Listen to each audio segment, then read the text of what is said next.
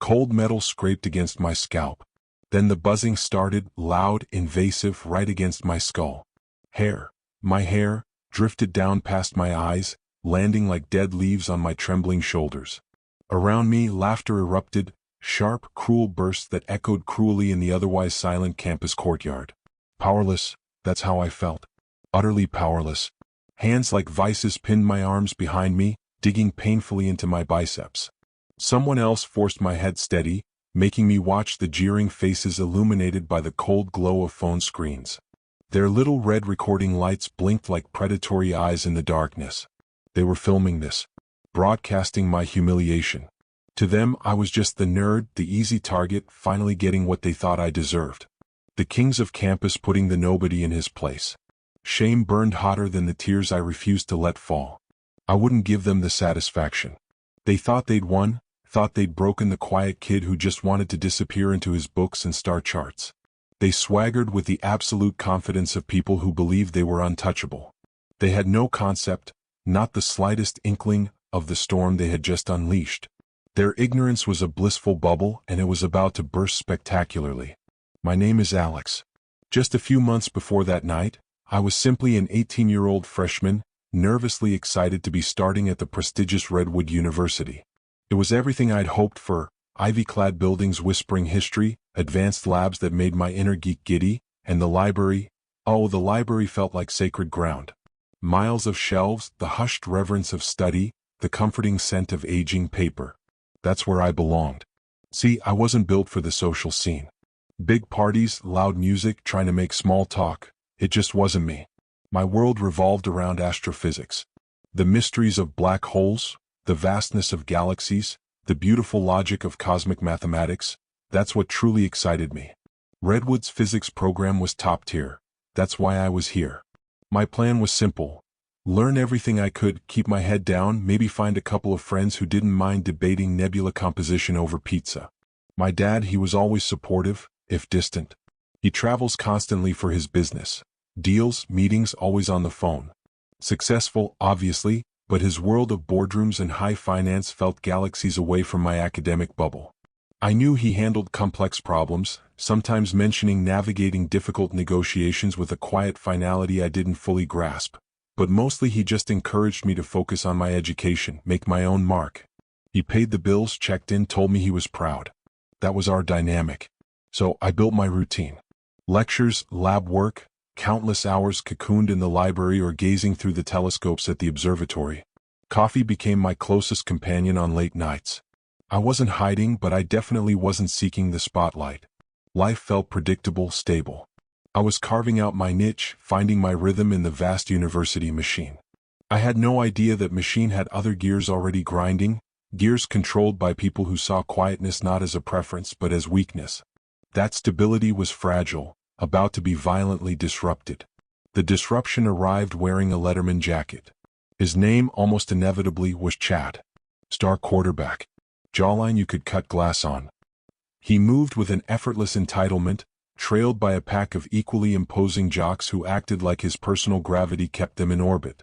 They owned every hallway they walked down, their laughter echoing, often directed at someone smaller, someone different. My first real encounter wasn't a big deal on the surface. Just telling. I was leaving the physics building, juggling an armload of heavy textbooks. Chad and two friends were approaching, shoulder to shoulder, a walking blockade. I tried to squeeze past, murmuring a quiet "excuse me." Chad didn't flinch. His shoulder rammed into mine. Not a violent shove, but hard enough, careless enough, to send my treasured astrophysics text crashing onto the pavement. Pages fluttered open, the spine hitting the concrete with a painful thud.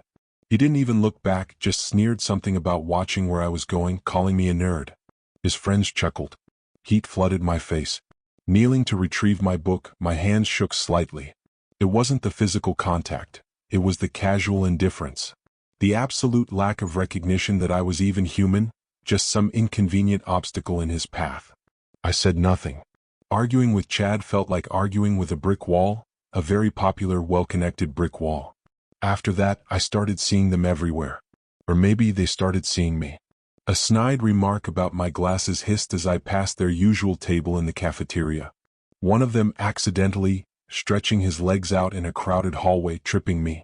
Finding my preferred library study corral occupied, not by someone studying, but by one of Chad's cronies, feet propped up, smirking as I awkwardly retreated. It felt like small paper cuts. Easy to dismiss individually. Maybe he didn't see me. Maybe it was an accident. Maybe I was just being paranoid. I tried to rationalize it, tried to make myself even less visible, burying myself deeper in my work. But a knot of anxiety began twisting in my gut whenever I saw that familiar group swaggering across the quad. It felt like the static charge before a lightning strike. This wasn't random anymore. It felt targeted. The paper cuts soon turned into deeper wounds. The plausible deniability vanished, replaced by open contempt. It was clear they'd chosen me as their personal entertainment. One crisp afternoon, I was returning from the campus store, clutching a brand new, painfully expensive quantum mechanics textbook. I'd saved for weeks to afford it. Chad and his crew were lounging on the steps of the student union, lazily tossing a football. As I tried to give them a wide berth, the football somehow slipped from Chad's grasp. It sailed through the air in a perfect, deliberate arc, slamming directly into my chest. The impact stole my breath and worse, sent the new textbook flying. It landed spine first on the sharp edge of a concrete step. I heard the sickening crunch even over the Jocks' sudden, loud laughter. The cover was torn, the spine definitely cracked. "Whoa, Butterfingers!" Chad yelled, performing exaggerated surprise, but the malicious glint in his eyes gave him away. "Guess physics boy can't handle a simple pass," he added, playing to his cackling audience. My heart hammered. Anger, hot and sharp, mingled with the sting of helplessness. $200. Ruined. For a laugh. I scooped up the book, the damage painfully obvious. "You did that on purpose," I heard myself mutter, my voice tight. Chad strolled down the steps, deliberately invading my personal space, forcing me to look up at him. He hooked his thumbs in his belt loops, a picture of casual dominance. "What was that, Poindexter?" he challenged, his voice dropping into a low threat. "Got something to say?" His buddies fanned out behind him, silently reinforcing the intimidation. I swallowed, my throat dry. Every instinct screamed at me to back down, apologize, just escape. But the sight of the mangled book, the sheer arrogance, something inside me hardened. I repeated, my voice shaking but clearer this time, "You hit me on purpose. You damaged my book." Chad's lips curled into a wider smirk. "Maybe I did. So what? What are you gonna do about it, huh? Calculate the force vector? Write an angry letter to the dean using fancy equations?" He poked my chest hard with his index finger. "You're nothing. Just stay out of our way." They shoulder-checked me again as they pushed past, their laughter trailing behind them, leaving me standing there trembling, clutching the ruined symbol of their contempt. This wasn't just bullying, it was calculated degradation. They enjoyed this. They enjoyed my powerlessness. Then it moved online. Anonymous posts started appearing on a popular campus gossip forum. Cruel jokes about my clothes, my glasses, my quiet nature. Speculation that I was socially inept. Even suggestions I must be cheating because, quote, "no real nerd is actually that good at physics," unquote. I knew instantly who was behind it. The timing, the specific insults. It reeked of Chad and his crew hiding behind anonymity. My anxiety became a constant companion. I started mapping out my days to avoid Chad's known hangouts. I ate meals quickly in deserted corners of the dining hall. The library, my former refuge, now felt like hostile territory. I was constantly scanning, constantly tense, waiting for the next incident. Sleep became a luxury. My focus frayed, though I clung desperately to my studies. Reporting them felt impossible. I imagined trying to explain it all to some administrator. A shoulder bump? A dropped football? Anonymous online comments? It sounded weak, whiny. Chad was a campus hero, untouchable. Complaining would likely just paint a bigger target on my back. So I endured it, hoping they'd find someone else to torment. That silence, that hope, was my biggest mistake. They weren't losing interest. They were escalating. The breaking point arrived during midterms week. My astronomy seminar group project, a complex simulation of planetary accretion, was due. I'd poured countless hours into the coding, the algorithms. It was a huge part of our grade. 2 nights before the presentation, I logged onto the shared project drive to add the final data sets. The folder was empty. Completely wiped. Not just my recent work, but everything. Base code, earlier drafts, research notes. Gone. Ice-cold panic flooded me. I searched everywhere. Recycle bins, cloud backups, previous versions. Nothing. My group members descended into frantic chaos. We had nothing. My stomach churned with certainty. Chad wasn't in the seminar, but Mark, one of his closest enablers, was. And Mark had been looking particularly smug lately. I couldn't prove he'd accessed the drive and deleted it, but the timing, the sheer maliciousness. I knew. They'd struck at the core of my life here, my academic work. We cobbled together a presentation from fragments and memory, but it was a disaster. Our grade reflected it. The professor sympathized but couldn't grade work that didn't exist. The defeat felt crushing. They were systematically destroying my university experience, insult by insult, setback by setback. The whispers intensified after that. People looked at me differently. Was I incompetent? Had I let my team down? The rumors, likely fanned by Chad's group, painted me as unreliable. My isolation became almost absolute. I felt like a ghost haunting the edges of campus life. Then came the night that changed everything. I'd sought solace at the observatory, losing myself in the distant, silent beauty of the stars, trying to forget the ugliness below. It was well past midnight when I finally headed back, bone-weary. The campus was mostly asleep, shadows pooling deep between the islands of lamplight. I took my usual shortcut across the small, secluded quad behind the humanities building. Footsteps pounded behind me, closing fast. Before I could even turn, strong arms seized me, pinning mine. A rough hand clamped over my mouth, stifling my startled cry. "Gotcha, stargazer," a voice I despised hissed right next to my ear. Panic surged. I twisted, kicked, trying desperately to break free, but it was useless. Mark was there too, along with two other familiar faces from Chad's crew. They half carried, half dragged me toward the stone bench beneath the quad's ancient oak tree. The air was damp and cold, smelling of earth and decaying leaves, overlaid with the cloying scent of cheap cologne. "Thought you needed a little makeover," Chad chuckled, pulling something metallic and ominous from his backpack. My blood turned to ice water. Electric clippers. "That messy hair isn't very becoming for a future, spaceman?" he mocked. They shoved me onto the bench. Mark grabbed my head, yanking it back painfully. Someone else held my arms tight. Out of the corner of my eye, I saw the telltale glow of phone screens. They were recording this. My heart slammed against my ribs, a frantic drumbeat of terror and impotent rage. "No, stop. Leave me alone." The words were muffled protests behind the hand crushing my mouth. Then the buzzing started. Cold, vibrating metal against my scalp. The vibration traveled down my spine. I squeezed my eyes shut, the heat of humiliation searing my face. Their laughter was the soundtrack to my degradation, loud and unrestrained in the darkness. Clumps of my hair fell, landing on my jeans on the stone path. Each pass of the clippers felt like a violation, stripping away more than just hair. They took their time, prolonging the torment, making crude jokes, passing the clippers around. When they finally finished, they shoved me hard, sending me stumbling off the bench onto my hands and knees. My scalp felt shockingly cold, horribly exposed. Chad crouched down, holding his phone right in my face, its screen reflecting my grotesque new appearance. Uneven patches, jagged lines, it looked deliberately awful. "There," he declared, his voice thick with satisfaction. "Much better. Now everyone sees the freak you really are." One last round of harsh laughter, and then they were gone, jogging off into the night, leaving me kneeling alone in the cold, damp darkness. Shivering violently, surrounded by the evidence of my shame, I felt a despair so deep it felt like drowning. They hadn't just shaved my head. They had tried to erase me. I knelt there for what felt like hours, the cold seeping into my bones, the phantom buzz of the clippers still echoing. Shame wasn't just an emotion, it was a physical weight crushing my chest.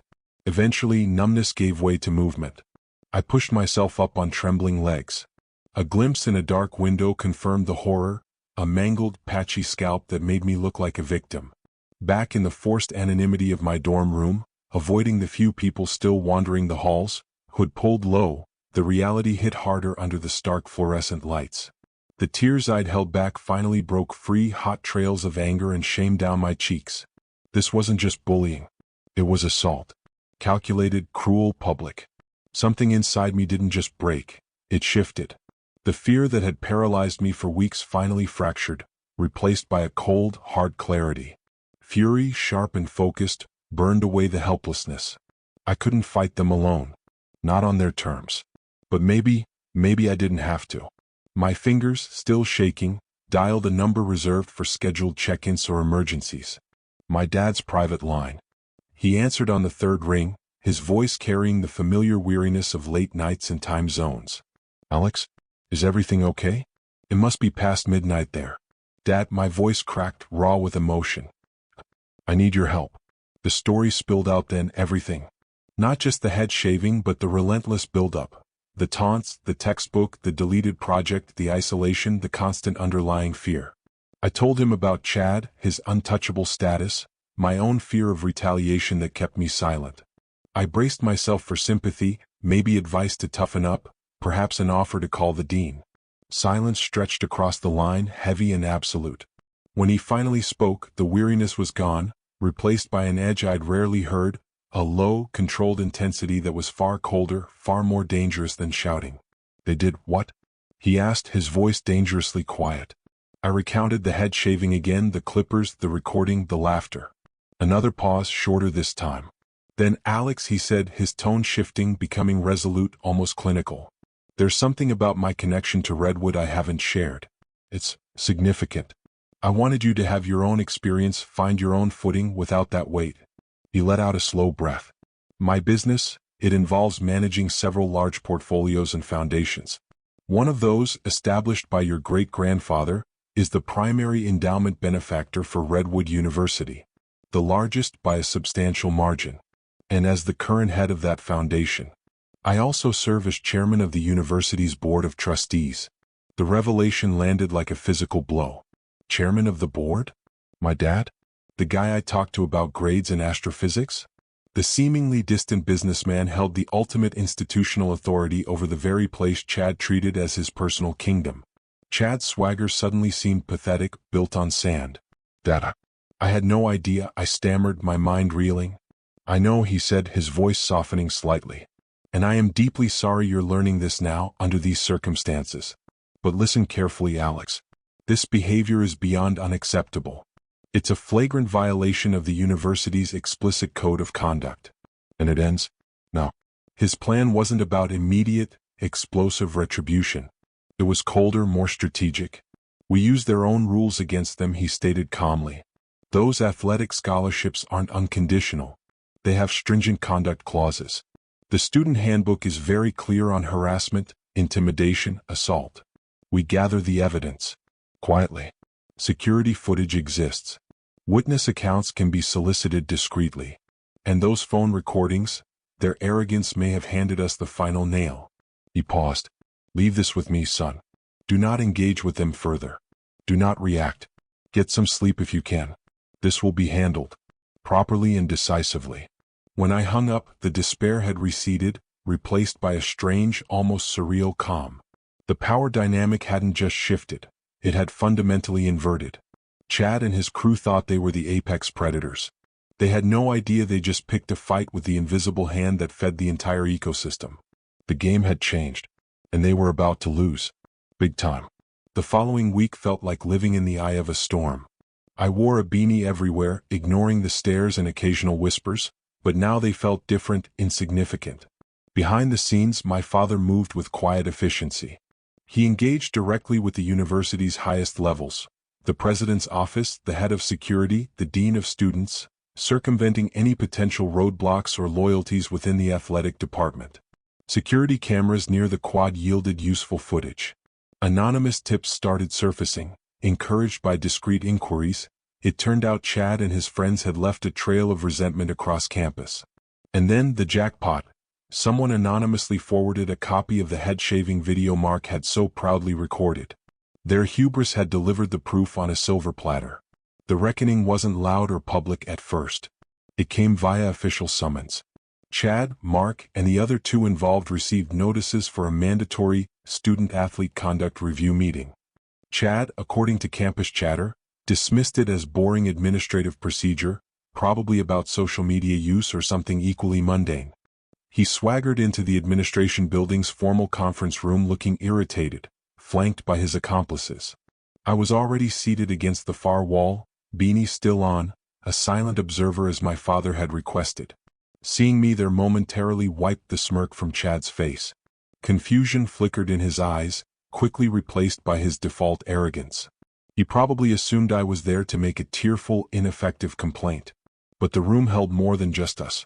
The dean of students sat at the head of the polished table, her expression severe. The head of campus security stood near the door. And then the university president herself entered, her presence immediately commanding attention, her face grim. My father wasn't there physically, his involvement needed to remain behind the curtain, but his authority filled the room. The dean cut straight to the chase. "Mr. Davies," she began, her voice sharp, addressing Chad directly, along with Messrs. Peterson, Riley, and Jensen. "We are convened to address a disturbing pattern of behavior constituting multiple, severe violations of the Redwood University Student Code of Conduct and the binding terms of your athletic department agreements." Chad started to interrupt, attempting his usual bluster. "Look, Dean, if this is about some harmless pranks or—" "This is not about pranks, Mr. Davies," the dean snapped back, her voice like chipped ice. "This is about targeted harassment, intimidation, vandalism, cyberbullying, and physical assault." She then laid out the case piece by damning piece. The pattern of intimidation, the deliberate destruction of my textbook, the anonymous online attacks traced back via university network logs, the sabotage of my group project, confirmed by terrified admissions from Mark's own group mates during separate interviews. And finally, the head shaving. "We also have this exhibit," the dean stated, nodding to the head of security. The lights dimmed. Mark's shaky phone footage filled the projection screen at the end of the room. There was me struggling helplessly. The unmistakable buzz of the Clippers. Their raucous, mocking laughter. Chad's final, sneering pronouncement. The only sounds in the now silent conference room were the recorded echoes of my own humiliation. Chad's face drained of all color. Mark looked physically ill. The other two stared blankly at the table, avoiding everyone's eyes. When the lights came up, the president spoke, her voice low but carrying absolute authority. "Redwood University is built on principles of respect, safety, and intellectual community. Your actions, gentlemen, demonstrate a profound contempt for those principles. They are malicious, predatory, and have no place here." Chad finally found his voice, but it was thin, reedy with panic. "Wait, it was just messing around. A stupid joke. It went too far, okay? We're sorry. Look, I'm the quarterback. The championships are next month. You need me? You can't. Your athletic participation is predicated on upholding university standards," the president stated flatly, unmoved. "You have failed spectacularly. Therefore, pursuant to the explicit conduct clauses within your scholarship agreements, and in accordance with Section 7B of the Student Code governing harassment and assault." She paused, letting the silence stretch, maximizing the impact of her final verdict. "Effective immediately, your athletic scholarships are revoked. Permanently. You are suspended from all team activities and hereby suspended from Redwood University, pending formal expulsion hearings. These hearings, I assure you, will be concluded swiftly." Chad made a choking sound, disbelief warring with raw terror on his face. "No, you can't. My father, he's a huge donor. He'll hear about this. Bill. Your father's generosity is noted, Mr. Davies," the president interrupted coolly. "But it does not purchase immunity for assault and harassment. No donation shields anyone from consequences for such egregious behavior. Security will now escort you from campus. You will have 60 minutes under supervision to retrieve essential personal belongings." The transformation was complete. The campus king collapsed into just a scared, entitled kid facing the destruction of his future. Real tears streamed down his face now, tears of panic and loss. Mark was openly weeping beside him. The other two looked utterly defeated. As uniformed security officers stepped forward, Chad's desperate eyes scanned the room and finally locked onto mine. The arrogance was gone, replaced by a look of bewildered pleading. I simply held his gaze, silent, my expression unreadable. There was no surge of triumph, just a cold, quiet sense of gravity reasserting itself. The power they had abused so recklessly had finally, inevitably, crushed them. As they were led away, stripped of their status, their scholarships, their place at the university, A profound silence settled over the room. The Chad dynasty was over. In the aftermath, things settled into a strange kind of quiet. News of the suspensions and impending expulsions ripped through campus gossip channels, fueled by leaked details of the meeting and the video. The official university statement cited multiple severe conduct violations, but everyone knew the real story. There was shock, some predictable outrage from diehard sports fans, but also a palpable undercurrent of relief from many others.